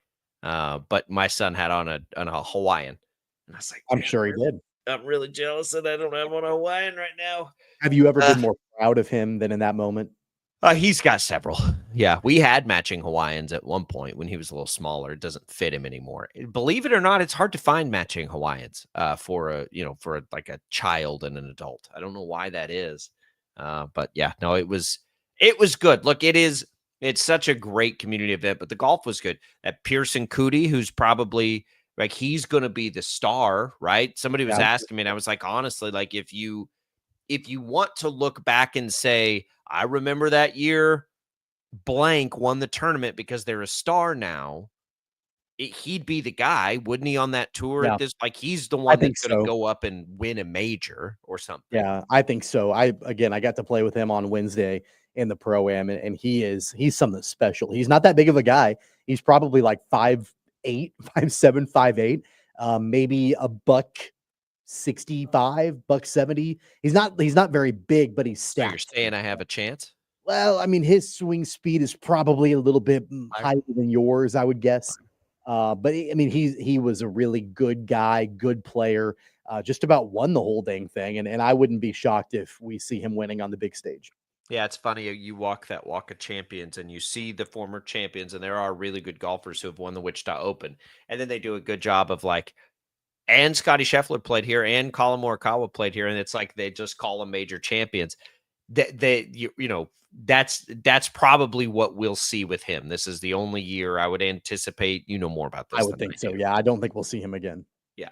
But it was fun. The winner shot a 59, so he earned it. And he shot the second 59 of the weekend. And his 59 came in the conditions where like he did what?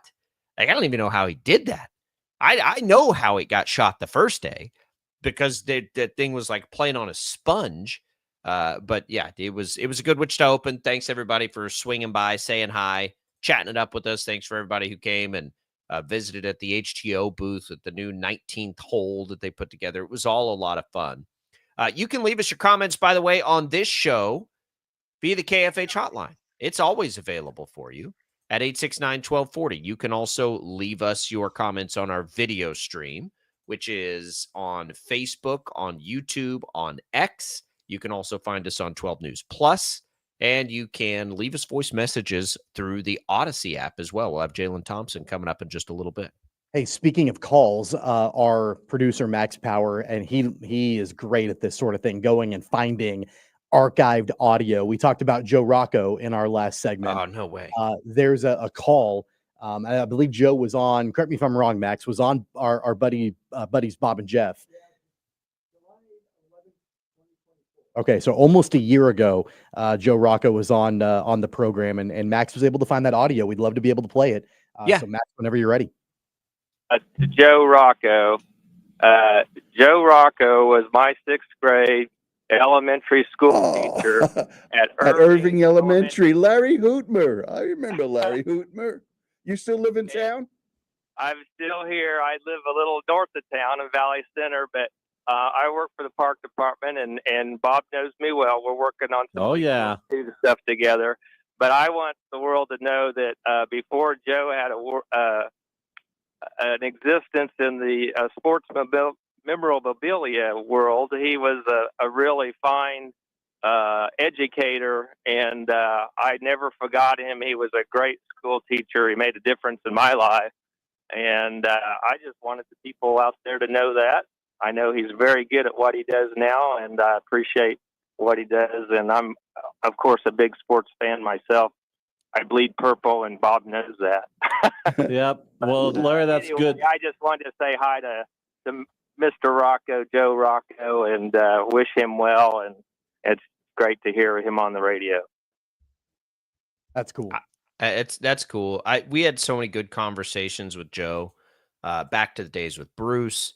They were good. Like Joe, the Yankees fan, of course, like naturally, I'm like, oh, Yankees fan, huh? So you could get a little ribbing, a little trash talking in there, and he could always just dish it right back. And the stuff that he had is so cool at Rock's Dugout, and I'm sure it's all the same stuff if you want to go check it out. It's been in that same spot forever, and I just can't help but think about our buddy Paul Savage today. That's his best pal, and I'm so sad and for Paul and for everybody. Joe was a great part of this community, and that's, I didn't know he was teaching elementary school. Yeah, no, he was a long time. He taught 5th and 6th grade for a long time here in the Wichita School District, and was an elementary school teacher, opened up his shop, was a phenomenal bowler. That's why I think, having Rock's Dugout inside North Rock Lanes and Rose Bowl East before then was such a natural fit. I spent a lot of time before I even got into this world, before I even knew Joe. I spent a lot of time going into Rock's Dugout and looking at the different memorabilia and the baseball cards and the baseballs and all the different things that he had. My very first house that I bought was pretty close to there, 29th and Rock. And so I would spend time just walking over there and hanging out and just looking at all the different memorabilia. So, definitely an icon and legend in this community. And I'm thankful that Max was able to find that audio. That's really cool. Yeah, nice job, Max. Good find on the fly there. And anybody want to share a story about Joe, feel free to do that here. I know a lot of people love Joe and just what he had going there for the community and everything else. And quick to chat it up with you if you ever went into Rock's Dugout. Gone too soon, Joe Rocco. We'll miss him, and we'll just we'll celebrate and remember him a little bit here over the next few days. Tommy, did you watch any of the College World Series? I did not have time for it this year. I'll be perfectly honest. I loved that Coastal Carolina was in it. LSU got the win again. That's boring. I'm sick of LSU baseball. would have much preferred the Chanticleers get the win, but they were swept in the 2 games. Did you have any time for it this year? I did not. I didn't No. catch hardly anything at all out of the College World Series. No, I mean, I saw highlights of all of it. And, Coastal Carolina, I think, entered into the College World Series with a ton of momentum, obviously. I mean, they were phenomenal, and they played really well throughout the postseason. And then they just ran up against a buzzsaw in LSU, and LSU brought them down a couple of pegs, and it was hard for Coastal Carolina to come back. Just trying to catch up on all the headlines. Of course, we talked NBA Finals. We didn't talk about the Halliburton injury. These calf strains, because that's what happened to Jason Tatum too, right? He tried to play through a calf strain. Yeah. There was a little of that in Aaron Rodgers' Achilles? There was a calf strain involved, I think. Or maybe it was Kirk Cousins. At what point here are we done trying to play through calf strains? And I wish I knew the answer to this. This is a real question, not a hypothetical. If there is a calf strain, is it possible to get through the calf strain without rupturing an Achilles? Yeah. What are we going to do with? I don't know. I mean, because Achilles injuries feel new. And they are absolutely devastating injuries too. Like you see replays of when like a running back goes down with a non-contact knee injury and you just know, he tore his ACL. Like you can tell how it buckles. You can also look at when the calf basically explodes. You're like, yep, that's an Achilles injury right there. It makes you stick to your stomach. I think you've got to be a lot more cautious with calf injuries, calf strains than I think maybe a lot of people have been for a period of time. You've got to really keep an eye on that. But do you remember when Kobe had an Achilles at one time, didn't he? Maybe it just wasn't it feels kind of common now. It feels as common as an ACL, which used to be the thing that happened all the time. And now guys can get over an ACL pretty quickly. It's the new thing where you're just like, well, crap, there goes a year. Like we're going to lose a year of Jason Tatum and Tyrese Halliburton. That's brutal. Halliburton is so fun to watch. What a bummer. And I don't know what we do. I don't know why it's happening, because there was a time where in the NFL, it was like, well, it's because of these turf fields. But it's happening in the NBA. They didn't change the playing surface in the NBA. I don't know. It feels more common to me. Yeah, it does. I had a friend a few years ago that ruptured his Achilles. He was playing pickup basketball, and I think he maybe got stepped on. I don't exactly know what happened, and it was brutal. I remember him saying, "I would have rather torn my ACL. I would have rather gone through all of that than have to go through an Achilles." Because I like with an ACL, and I've never had any of this done, so don't quote me on this, but I know that you have to be non-weight bearing for a while at least, but then eventually you can kind of walk on it, right? Like post-surgery after a few months. With an Achilles, at least from what I've read and people that I know, you're non-weight bearing for a long time when you're on that scooter, and you got to kind of navigate your way around and you cannot put any weight on your foot for a long time. All right. So I'm like Kevin Durant had one. I forgot Dame Lillard in this postseason also had one. There were 3 of them. They're not always like you come right back from them either. The stars have done it, but it really impacts a lot. And that's where. Can we say that Aaron Rodgers and Kirk Cousins are the same player after their Achilles? No, I don't think so. They were senior citizens, well, when they got hurt. But yeah, no, we'll see. I think in the NFL, it's always felt like it takes that extra year. In the NBA, though, like those guys, I know they've got to plant, they've got to do all those things, but man, some of these NBA dudes, like, how are they going to be the explosive player that they were? Dame Lillard ain't no spring chicken anymore, right? Tatum and Halliburton at least have some youth on their side, but the explosion that you have to play with that's where it's like, oh my God, like are we going to get the same Tatum and Dame? Probably not, but are we going to get the same Tatum and Halliburton back when those guys come back? That's going to be such a bummer, man. There's nothing to do about it. It just sucks. Like there's no alteration or change that can be made to prevent this from happening. I don't think, except don't play with a calf injury. That's the only thing. Like, it seems like there's kind of been, that's like the only thing where it's like strained calf. Like, I feel like now we should see strained calf, and it should be like the alarm bells should go off and guys get put on ice for a while. No playing through a strained calf. It's just. And don't you think that for a long time too, it was like, oh, a calf strain, like that, like. But that sounds so common. Stretch it out. You should be okay. Like, don't worry about it. And then, yeah, I mean that's kind of the precursor, at least it sounds like, to having a pretty devastating injury. Yeah, that's what I mean. Like, I feel like I've had a strained calf. It's like, get out there, Sally. Like, just power through it. Like, I strained my calf, put my socks on. How close am I to an Achilles injury here? What would I do if I? You're probably pretty close. What would I do if I exploded my Achilles? I'd be out for you want to talk about life altering? Like, what do you do? Your wife would be so mad at you if you ruptured your Achilles. So the brief time away from the Open this weekend, there's a great pool party with some friends, and every year it's volleyball, pool volleyball for hours and hours. And I play this year, and every year I go to this, I injure myself somehow. I'm not kidding. Every time injury this year. Can you see this? Can you see how this hand looks different than this one? Just totally busted it. Like, I can't even bend my fingers all the way right now. And immediately, like, I come out and, I play through it because you play through your injuries. And I come out and I'm like, my wife, I'm like, you won't believe it. Like, I did. And she's just like furious, like huffing and puffing, like, why you always have to get hurt? And I'm like, what?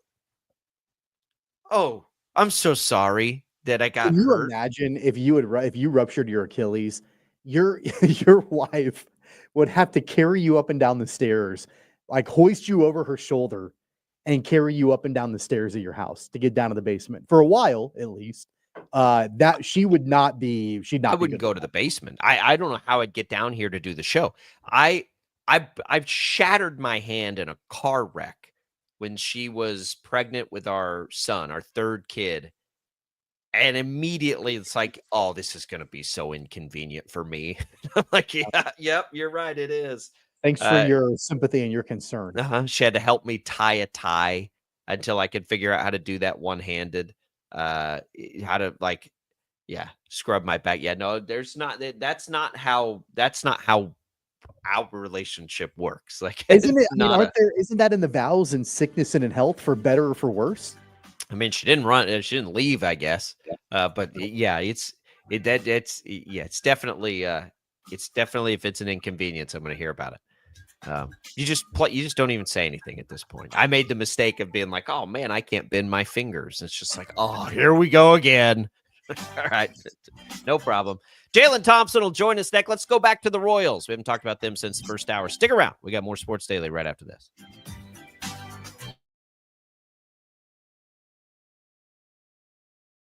Lightning, hail, tornadoes, flooding. It's the worst of severe weather, and it's coming. Spring brings warmer temperatures, but also dangerous weather conditions. Stay up to date day or night with the Storm Team 12 weather app. You'll get accurate forecasts so you can plan ahead and stay safe, no matter the weather. Download the Storm Team 12 weather app, brought to you by Stutzman's Greenhouse. The future of television has arrived. Next Gen TV is here with stunning video, movie theater quality sound, enhanced voice clarity, and interactive features, all upgradable for the future. Learn more at watchnextgentv.com.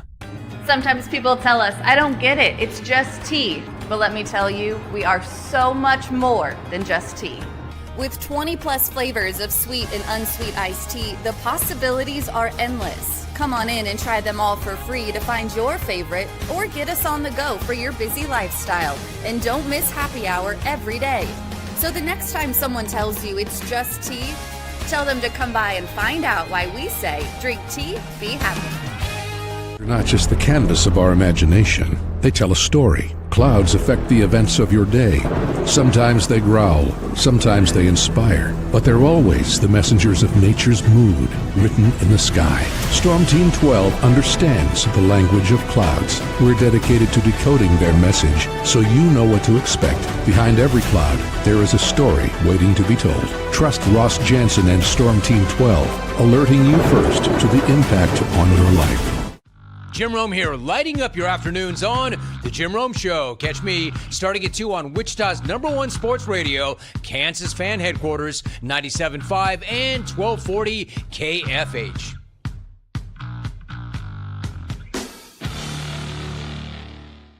What is GMFB Overtime?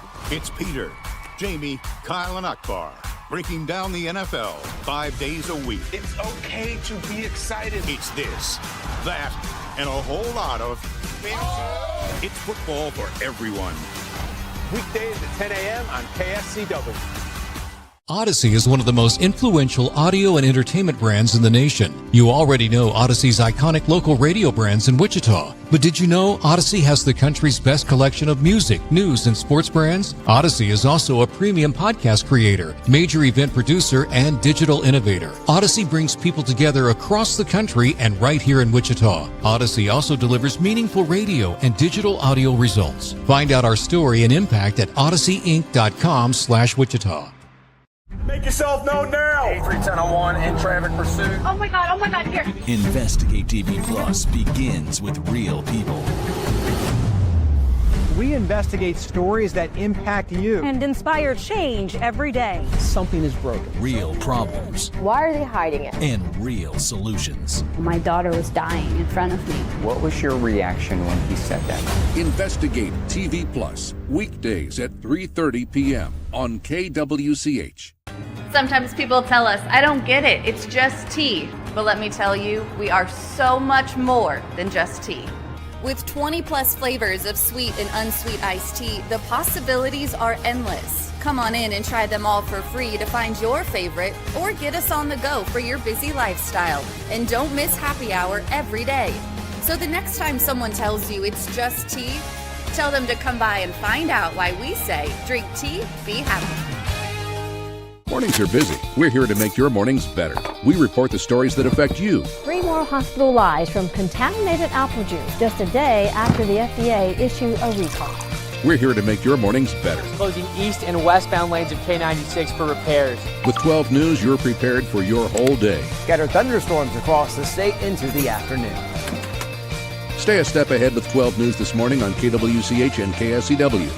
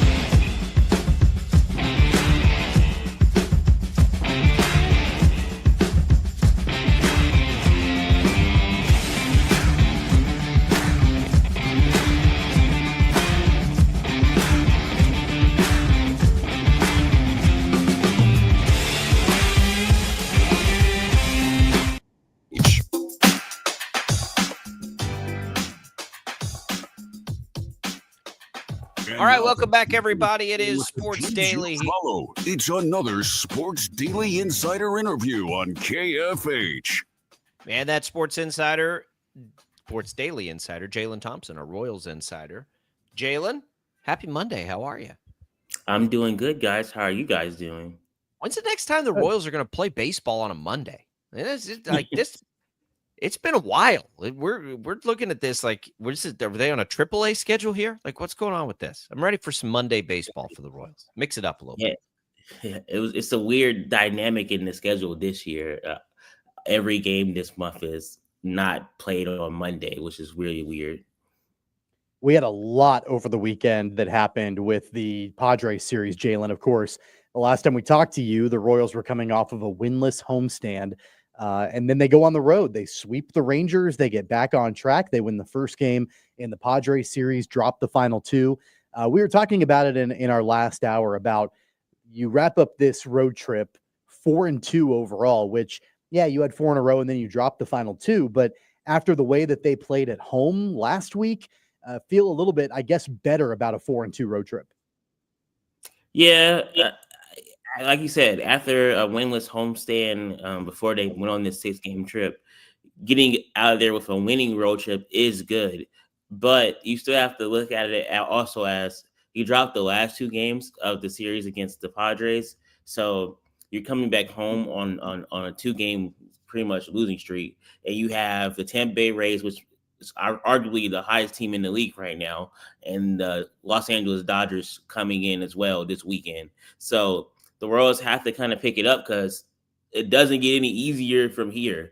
I mean, you're facing teams that are going to be in the playoff mix or currently in the playoff mix right now. So it's going to depend on, will the power continue to be resurgent like we saw on this road trip, or will the pitching stand up? Because you have some teams that can really hit the baseball and can really be consistent.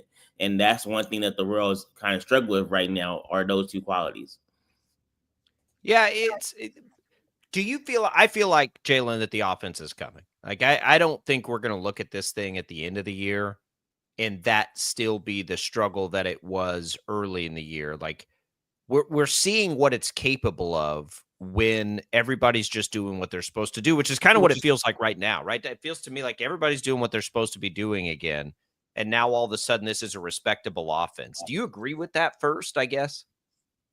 I think that it looks better because of the home run factor is coming back, so that it seems like they can put runs on the board with one swing, because for 75 games, they weren't doing that at all. Then the last couple of games, you see the home runs come up and you see it looks better. But at the same time, I think that part of being consistent is the key, because in Sunday's game, you had bases loaded with 1 out and you couldn't get a run across on the board. Yeah. And in the 9th inning, while it was a great play by the Padres, Drew Waters has to score right there on the ball in the gap with the game on the line. And if you watch from the Padres side of things, when they had a chance to score, they made sure they got their runs in. And that was the difference in those last 2 games that the Royals lost. Let's talk about starting pitching a little bit, Jaylon. I mean, I know that obviously the Royals dropped 2 of 3 against the Padres, but it was good starting pitching outings. I mean, Noah Cameron on Saturday had another really good outing, got no run support, which has kind of been the story of his time in the big leagues so far in 2025. And then Seth Lugo pitched a pretty good game too. He got into a little bit of trouble at the very end of his start, but really it was the bullpen on Sunday's game that let them down. So really, even from what we've seen as of lately, it's kind of same story, different verse, that the starting pitching is producing, but whether it's a lack of offense or the bullpen letting the team down, they just can't get these starters wins. You're absolutely right, Tommy. It's kind of like when you make a dish at home and say you want to make spaghetti, but the spaghetti elements are there, the noodles, the sauce, and the protein, but you might change it up. You might have Italian sausage instead of regular ground beef. And that's kind of where the Royals are right now with how they're pitching. Their pitching is doing everything that it can to be that consistent force for this team. The pitcher, it doesn't matter who it is. It can be Noah Cameron, it can be Seth Lugo, it can be Michael Wacha, it can be Michael Lorenzen. They are putting together quality starts. The bullpen, Sunday aside, has been great. Steven Cruz, Lucas Erceg, Carlos Estevez, who should be an all-star this year. They have been great. But when you have an offense that is not carrying its load, it just makes everything so much difficult for them to be able to be successful. And I think that's the key for the Royals, is how do we get this offense to finally come up to the level of being that complimentary dish to our starting pitchers, if we're using the spaghetti theme, where can you be a side salad? Can you be a a nice dish that can help us get wins, and that's where they are struggling right now.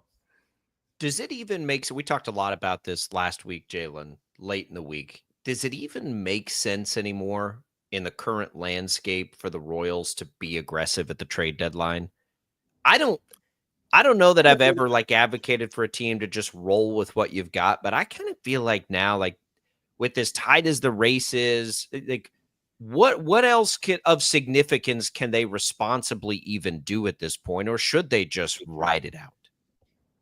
It kind of feels like, and I heard Royals general manager JJ Piccolo say this too, improving on the margins. That's what the Royals like to do, and with the amount of hitters that could be available, I don't know if it's going to be a lot of difference-making bats out there that is going to be available because, like you said, so many teams are in it, and the trade deadline is next month. So unless some of those teams fall out of it, then everyone's going to be wanting to go for the same hitter or two to improve their team and their chances to make the postseason. So, like you said, maybe it is kind of riding it out and be aggressive where you can, but if you can't go and mortgage the whole farm system for a player that may or may not be 5 to 10 wins different, then maybe you do just try to get some type of support on the margins and see if this team can put the offense together. But guys, it's been almost 80 games and they haven't been as consistent as that you want to see them. You can't have your pitchers go out and throw 7 innings of 2-run ball or 1-run ball and you still lose that game. You got to have enough offense to help your pitching staff. And we saw it in Texas. Like we know that they can do it, but they have to do it against the good teams in the league, like the Padres, like the Rays, like the Dodgers that they're going to see, like the Mets that's going to be coming up before the All-Star break, Seattle, Arizona, those teams. You got to do it against those teams. Well, one of the bigger bright spots of the entire road trip was Jack Caglione. Got the monkey off of his back, hitting 2 home runs in one game in the finale against the Rangers. And then he made one of the best catches in the outfield that I've seen all season, robbing Jackson Merrill of a home run on Sunday's game. And it took every bit of his 6'5" height and his vertical to reach up and pull that ball back from over the wall. I think if there had been any questions about whether or not this guy can play right field, definitely answered with that catch right there. Yeah, Jack Caglione continues to just be a dynamic player that is going to be just get even better for the Royals. I think that catch in right field yesterday, it really showed that he has really learned more about first steps and tracking the baseball and being in the right position, catching it on the fly. So I think he's going to be really good in right field. And I think that the more he just gets those reps and that experience, that's going to help him grow and prosper even more. And like you mentioned, the home runs that he hit in Texas, that was a ball like at his neck that he got on his first one. So that was really impressive. And then the second one, he hit it out of any stadium, basically. So it's incredible his type of power he has. Over under, Jaylon, Jack Caglione. I think I said before that game, I think I said 10. Let's keep it at 10. Over under 10 home runs for him this year as a rookie. I would say over, and I would say I could see him getting the 12 or 13. I think that's a fair assessment with the amount of games that they have. And remember, this guy can, if he gets into a couple of them, he can hit him over the fence in a heartbeat. So, yeah. But just being fair and being and just like looking at just the slate of what he still has to learn and the amount of games that are left, he can definitely get 10. I definitely could see that. But I think 12 or 13 is probably where it's going to be at. Doesn't it really become like how quickly he can adjust on the fly? Like I know he hit that one and it looked 12 inches out of the zone. I know he can do that. But I really think like his home run, he's going to have to just make pitchers give him pitches to hit. How quickly is that? Because it took Bobby Witt Jr., it felt like a year to do that. Most guys, it feels like it takes them a full year. I just don't know that expecting it to come this year is fair to him. Yeah. you got to remember too, he just was drafted last year. I know And it's like, yeah, he's still learning so much. He's made so many strides in this year that he's been with the Royals, and I think that for him, it's going to get better because he's going to see pitchers again. He's going to understand how they try to pitch him the first time he saw him to the next time. So I think you'll see a more complete version of him in September. And because he would have had over 150, 200 plate appearances at the big league level, and he would have been able to understand what pitchers are trying to do to him. Yeah, I agree with that. One more for you. Jaylon Thompson, our Royals Insider. You can find his work at the KC Star at Jaylon Thompson on X. This road trip, this homestand, I mean to say, coming up is the Rays, who lead the wild card right now, the Dodgers, who are the Dodgers. A successful homestand here is what? Is it 500? Is it better than 500? I think you have to go 500. And I don't know where you get those 3 wins at. Sure. You swept the Rays earlier in their home, so you know they're going to want to come and, have some vengeance to try to do the same thing at Kauffman Stadium. But you also have the Dodgers, which is a very tough team too. So I say you take 2 out of 3 against the Rays and you still won against the Dodgers. I think that's a successful homestand. Anything other than that, which would be if you win 4 games, that's really great. But This is a tough slate. And I think you just want to be able to say at the end of the homestand, you either are at 500 or you're a game or 2 under. But if you are 4 or 5 under 500 after this homestand, that's a dicey situation. There it is. Jaylon Thompson. I'm with you. 500. All right. Find Jaylon's work at the KC Star on X at Jaylon Thompson. We appreciate it, Jaylon. Let's talk again next week. Thank you, guys. There goes Jaylon Thompson. Hey, if you want to win some HTO, text the keyword T to 20357. That'll get you free iced tea from any of the 3 Wichita Metro locations. We're coming back. More Sports Daily. Don't go away.